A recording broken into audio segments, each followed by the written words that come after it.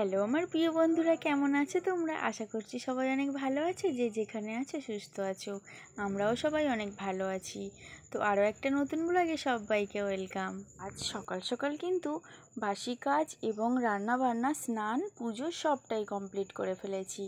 বাকি ছিল শুধুমাত্র বিছানাটা গোছাতে, মানে যেমন তেমনভাবে গোছানো ছিল, একটু ভালো করে আর কি গোছানোটা বাকি ছিল।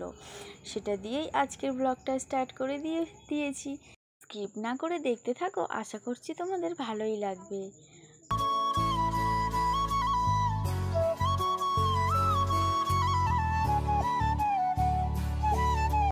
কি বলতো, আমরা যেহেতু বাড়ির হাউস ওয়াইফ, সারাদিন নিজের সংসারটাকে এতটাই ভালোবাসি যে কোথাও একটু অগোছালো থাকলে না মনটাও ভালোই লাগে না।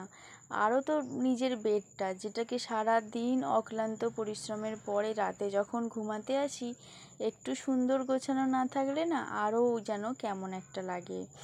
তো যাই হোক, তার কারণেই আমি সকাল সকাল চলে এসেছি। তোমাদের দাদাভাই একটু বালিশগুলো সাইড করে রেখে দিয়ে চলে গিয়েছিল, যেহেতু সকালবেলা তো আমার সময়টা একটু কমই হয়, তো যার কারণে ও একটু যেমন তেমনভাবে রেখে দিয়ে চলে যায় আর কি, বাসিটা থাকে না।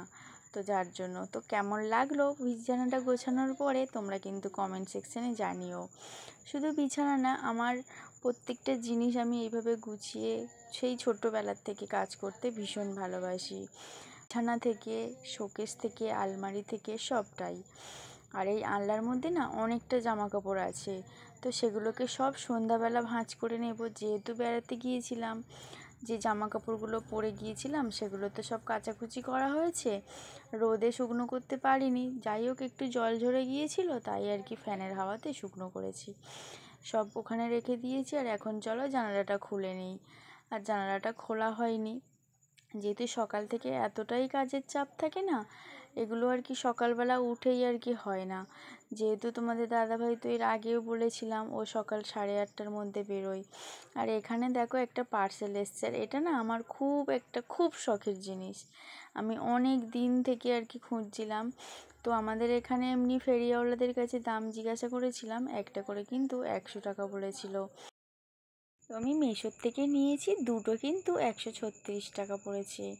আর সত্যি কথা বলতে কি বলতো, নিজের যে কোনো একটা প্রিয় জিনিস, সেই শখটা যদি পূরণ হয় না, বেশ ভালোই লাগে। সত্যি আমি আজ কতটা খুশি তোমাদেরকে বলে বোঝাতে পারবো না। অনেক দিনের ইচ্ছা পূরণ করতে পারলাম।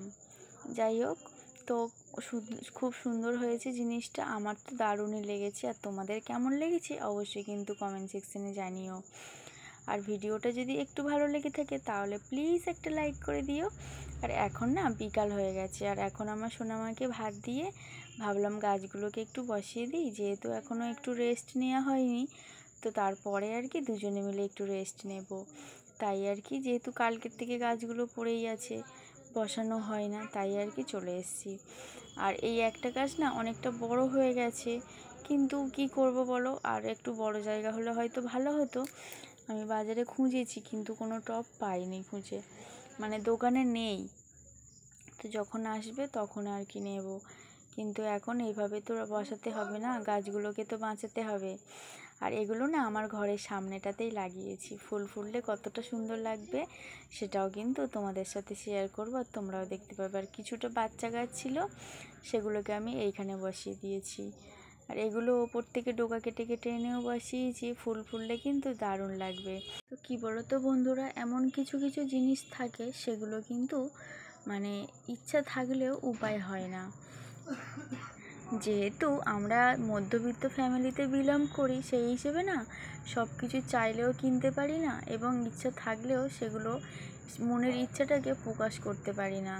কারণ আমাদের যেমন আয় তেমনই কিন্তু ব্যয় করতে হয়। কারণ আমাদের যেমন বেশি ইনকাম নেই, তেমন আমরা বেশি খরচা করতেও পারি না। তো দেখো, বিকালের কাজবাজ সব আর কি টুকটুক করে সেরে নিচ্ছি। আর দুপুরবেলা আমি আর আমার সোনামা এইগুলোতে খেয়েছিলাম, সেটাই আর কি বিকালবেলা পরিষ্কার করে নিচ্ছি। তো কী বলো তো, তোমাদের সাথেই সব কিছু শেয়ার করি, এগুলো না আমি কখনো কাউকে শেয়ার করিনি, আর কাউকে বলতেও পারি না। যাই হোক টুকটাক দুটো কাজ করি বলে নিজের এই ছোট্ট ছোট্ট শখগুলো পূরণ করতে পারি। আর এই যে বেড়াতে গিয়েছিলাম না, ওটা আমি লক্ষ্মীর ভাণ্ডারের টাকা নিয়ে তবেই গিয়েছিলাম। কারণ এর আগে একটা ব্লগে তোমাদেরকে তো বলেইছিলাম যে আমার যেহেতু 8,000 টাকার মাইনে, সেই হিসাবে আমাদের সারা মাস কিন্তু চালাতে হয়। আর কি লক্ষ্মী ভাণ্ডারের টাকাটা নিয়ে ঘুরে এলাম। ঘুম ভালো হলো? ও মা, ভালো হয়নি কেন মা? কে এসেছিল? আমি আমি এসেছিলাম। আমি এসে কি করেছি? ডেকে দিয়েছি। এখন সন্ধ্যে হয়ে গেছে, আমাদের ঠাকুর তিনি সন্ধ্যে বাজছে, চলো আমাদেরও তো সন্ধ্যে দিতে হবে, তাই না? তো আমার সোনামা উঠে পড়েছে, এখন সন্ধ্যে জ্বালবো। তো তোমাদের কাছে আবার একটু পরে আসছি। তো সন্ধ্যা জ্বালার পরে এখন চলে এসেছি, সেই যে জামা কাপড়গুলো রেখেছিলাম সেগুলোকে তো ভাঁজ করে আবার যার জায়গায় তাকে রাখতে হবে, তাই না? যেহেতু, আর সত্যি কথা বলতে কি বলো তো, আমার ঘরটা অনেকটাই ছোট, তোমরা দেখতেই পাচ্ছ। এই ওর মাঝখানে অল্প একটু জায়গা আছে। আর এগুলো না, আমি আনলার মধ্যেও বেশি জামা কাপড় একদমই পছন্দ করি না। তাই আর কি যে যার জায়গার মধ্যে সেই মতো রেখে দেবো, আবার যাতে হাত দিলেই পাওয়া যায়। আর এগুলো আমি সবসময় করেই থাকি, কারণ বাইরে আমি অগোছালো করে রাখতে যেমন ভালোবাসি না, তেমন আমার ঘরটাও ছোট, অগোছালো করে রাখার জায়গা পর্যন্ত হয় না। আর এখানে আমার সোনামায়ের ড্রেসগুলোকেও সুন্দর করে ভাঁজ করে আর ওর জায়গাতেও সব গুছিয়ে রেখে দেব। তারপরে সোনামাকে বই নিয়ে বসাবো। আর আজকে না, তোমাদের সাথে তো বলাই হয়নি, দুপুরে না সকালে কিছুটা পান্তা ভাত ছিল, সেটাকেই খেয়েছি। আর এখন না একটু খিদেও পেয়ে গেছে। তোমাদের দাদাভাই ফোন করেছিল, বলেছিলাম একটু চপ নিয়ে আসতে, একটু চপ দিয়ে মুড়ি খাবো সন্ধ্যাবেলা। তোমাদের সাথে অবশ্য শেয়ার করব। তবে প্লিজ বন্ধুরা, আমার ভিডিওগুলো অবশ্যই তোমরা দেখো, কারণ তোমরা না দেখলে না আমার ভিডিও করার ইচ্ছাটা নষ্ট হয়ে যায়। প্লিজ তোমরা আমার পাশে থেকো, আর অবশ্যই চ্যানেলটিকে সাবস্ক্রাইব করে বেল আইকনটাকে প্রেস করে রেখো। আর এরকম সুন্দর সুন্দর আপডেট দিলেই যাতে সবার আগে পৌঁছে যায় নোটিফিকেশান তোমাদের কাছে। তো আজকে ভিডিওটা আশা করছি তোমাদের ভালো লেগেছে। কেমন লাগলো অবশ্যই কমেন্ট সেকশানে জানিও। আর দেখতে দেখতে আমার জামা কাপড়গুলো সব গোছানো হয়ে গেছে, সবগুলো যে যার জায়গাতে রেখে দেবো। আর এই যে শোকেসটার মধ্যে আমার সোনামায়ের জামা কাপড়ই কিন্তু রাখি, আর আলমারির মধ্যে তোমাদের দাদাভাইয়ের আর আমারটা থাকে। তো যাই হোক, আমরা কি বলতো, যেমন আর কি আমাদের আয় সেইভাবেই ব্যয় করতে হয়। তো ইচ্ছা থাকে অনেক কিছু দেখার, কেনার এবং খাওয়ার, কিন্তু সবসময় পারি না। যাই হোক, ছোটো ছোটো ইচ্ছাগুলোকে সত্যি আমার মনে হয় অনেকটা বড়।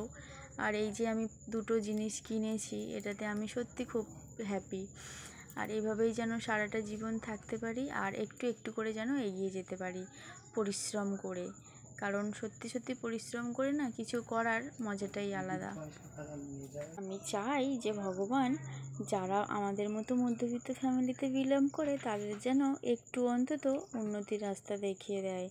তারা যেন দুবেলা দুমুঠো ভালো মন্দ খেতে পারে আর নিজেদের একটু ভালোভাবে বাঁচতে পারে। তো চলো টাটা সবাইকে, ভালো থেকো, সুস্থ থেকো, আমার পাশে থেকো।